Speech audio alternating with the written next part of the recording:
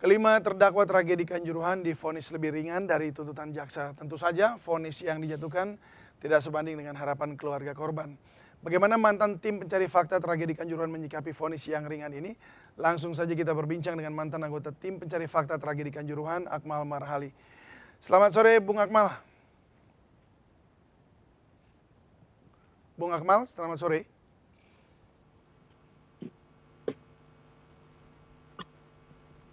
Halo, ya Bung Akmal, Halo, selamat sore. Ya, sore Bung David. oke Apa baik. kabar? Baik. Bagaimana kabarnya? Baik juga ya? Yang tidak baik sepak bola Indonesia. Waduh, baik. Baik, Bung Akmal, kita coba ke kasus Kanjuruhan ini ya. Ini bagaimana Anda melihat putusan yang ringan dari tuntutan jaksa ya atas 3 terdakwa tragedi Kanjuruhan, bahkan ada 2 yang divonis bebas. Ya, saya melihatnya seperti saya katakan tadi, yang tidak baik itu sepak bola Indonesia. Salah satunya ya soal pengusutan kasus tragedi Kanjuruhan ini, di mana vonis yang diberikan oleh hakim, kalau dari sisi negatifnya adalah jauh dari harapan, jauh dari keinginan keadilan yang diinginkan oleh para penyintas tragedi Kanjuruhan. 135 orang meninggal, 24 luka berat, kemudian 632 orang luka ringan, dan sampai sekarang masih mengalami trauma. Dan kalau kita lihat dari sisi hukum misalnya, saya ingin kembali ke dua sipil terlebih dahulu, di mana Abdul Haris, ketua Panpel Arema, dihukum 1,5 tahun, kemudian Suko Sutrisno, security officer, dihukum 1 tahun penjara dengan tuntutan awal 6 tahun 8 bulan. Tapi kemudian hari ini kita mendengarkan sebuah keputusan yang sangat menyedihkan dan memprihatinkan ya menurut saya, bahwa di mana hanya Dangki Brimopolda Jatim AKP Hasdarmawan yang dihukum 1,5 tahun, sementara Kasat Samamta AKP Bambang Sidik Ahmadi dan juga Kabak Op Kompol Wahyu Setio Pranoto dihukum bebas dari tuntutan. Dan kalau kita melihat ini artinya ada sesuatu yang aneh di tataran hukum kita, di mana misalnya orang yang nyata-nyata terlibat langsung dalam kasus tragedi Kanjuruhan ternyata divonis bebas. Tapi ada sisi positif yang bisa kita ambil dari pemeriksaan ini adalah bahwa kalau Kasat Samamta divonis bebas dan juga Kabak Op Kompol Wahyu Setio Pranoto juga divonis bebas, artinya masih ada kemungkinan tokoh-tokoh atau personal-personal tertentu yang akan didorong ke pengadilan, karena harus ada kasus Kanjuruhan ini yang bertanggung jawab dan mendapatkan hukuman berat dari kepolisian, dari pihak-pihak lain misalnya yang terlibat dalam kasus ini, seperti PT Liga Indonesia, dari PSSI, termasuk dari supporter, yang merupakan dosa kumulatif, dosa berjamaah di antara seluruh stakeholder yang terjadi pada 1 Oktober 2022 akibat pertandingan antara Arema melawan Persebaya. Ya. Dari survei yang dilakukan oleh Indikator Politik Indonesia, mayoritas responden menjawab polisi yang paling bertanggung jawab. Nah, ini 2 polisi sudah divonis bebas. Nah, bagaimana Anda menilai hal ini begitu? Apakah memang seperti yang Anda katakan tadi, memang 2 polisi ini memang sebenarnya tidak salah, tapi harus ada satu lagi mungkin yang pimpinannya atau seperti apa begitu yang seharusnya dimasukkan, seperti yang tadi disampaikan oleh pihak keluarga? Ada 2 hal. Yang pertama adalah seperti yang tadi dikatakan, survei menyatakan bahwa polisi paling bertanggung jawab terhadap kasus meninggalnya 135 orang di Stadion Kanjuruhan. Yang kedua, rekomendasi TGIPF, bahkan kesimpulan TGIPF menyatakan bahwa penyebab utama meninggalnya 135 orang di Kanjuruhan adalah gas air mata. Gas air mata itu juga punya polisi gitu, bukan punya masyarakat sipil atau punya supporter atau punya panitia pelaksana pertandingan Arema. Nah, karena itu polisi memang menjadi bagian yang paling harus bertanggung jawab terhadap tragedi ini. Nah, karena misalnya Kasat Samamta dan Kabak Op dinyatakan vonis bebas, harusnya ada yang bertanggung jawab terhadap kasus ini yang lebih tinggi, pejabat yang lebih tinggi, misal Kapolres Malang atau sampai kepada Kapolda Jawa Timur ketika itu gitu.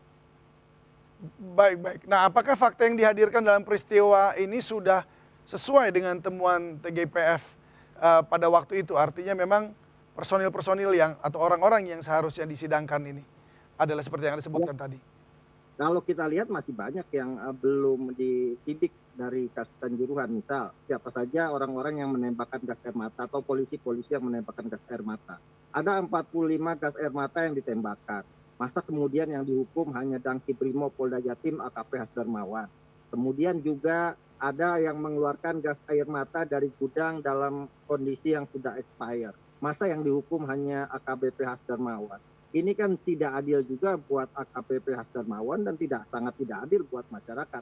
Jangan sampai kemudian masyarakat menilai kasus Kanjuruhan ini sebagai sebuah tragedi yang penyelesaiannya tidak serius dan mengada-ngada. Gitu. Jangan sampai kemudian nanti misalnya ada masyarakat atau sopir bus yang menabrak orang di jalan kemudian meninggal dunia dan akhirnya dijatuhkan hukuman KUHP 359 pembunuhan atau tindakan kelalaian yang menyebabkan orang meninggal dunia. Hukumannya harusnya lebih ringan dari yang di Kanjuruhan yang meninggal 135 orang. Nah ini kan jurisprudensi hukum ini yang kemudian nanti akan menjadi masalah ke depannya dalam tata hukum negara Indonesia ini gitu.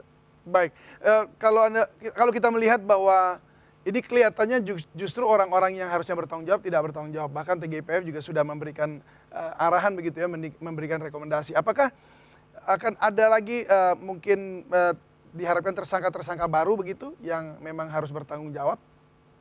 Kalau hemat saya, menurut pendapat saya harus ada. Kenapa? Karena tidak mungkin kemudian beban 135 orang meninggal dunia dan sekarang masih banyak yang trauma terhadap tragedi Kanjuruhan yang dihukum hanya satu orang, Danki Brimo Polda Jatim, AKP Hasdarmawan. Jangan sampai kemudian kasus ini membuat masyarakat tidak percaya terhadap hukum negara kita, di mana misalnya nanti orang akan berpikir bahwa kita bisa akibat kelalaian kita bisa menyebabkan orang meninggal dunia dalam berbagai aspek kehidupan. Hukumannya tenang saja, hukumannya ringan seperti apa yang terjadi di kasus tragedi Kanjuruhan. Bahkan kita bisa bebas dari tuntutan hukum walaupun kita akibat kelalaian kita menyebabkan orang meninggal dunia. Nah ini kan akan sangat berbahaya. Yang pertama. Yang kedua, harusnya penyidik juga melakukan konstruksi hukum atau melakukan perluasan kasus hukum ini. Jangan sampai kemudian kasus ini hanya melibatkan 5 tersangka, di mana 2 sudah dinyatakan bebas, sementara tidak diperluas kasus hukum ini kepada pihak-pihak lain yang paling bertanggung jawab. Ini meninggal 135 orang loh, tidak main-main, bukan hal yang remeh-temeh. Ini hal yang sangat serius sekali untuk negara kita. Jangan sampai misalnya Presiden Joko Widodo meninggalkan legasi yang buruk terkait tragedi Kanjuruhan ini kalau tidak diusut secara tuntas.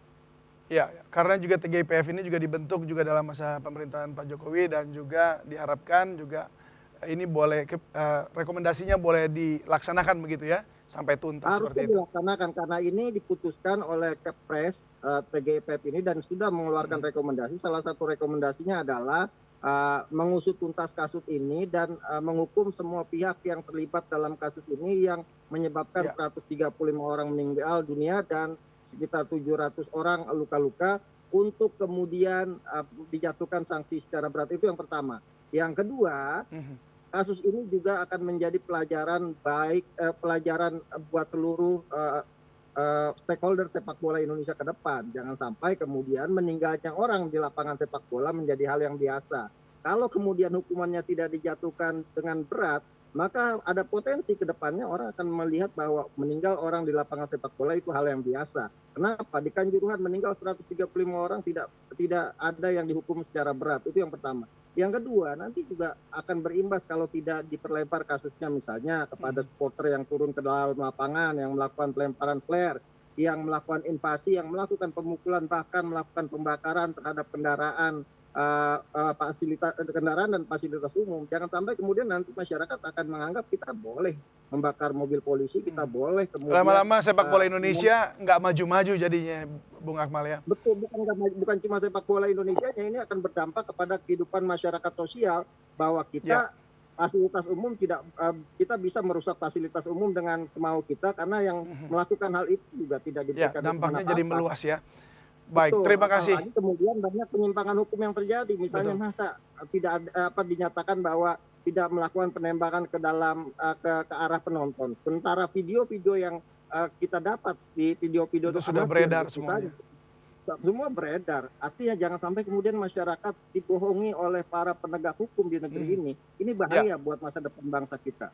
baik, baik. Terima kasih Bung Akmal Marhali, mantan anggota tim pencari fakta tragedi Kanjuruhan, sudah berbagi bersama kami di MNC News Now. Salam sehat selalu dan sukses, Mas. Salam sehat.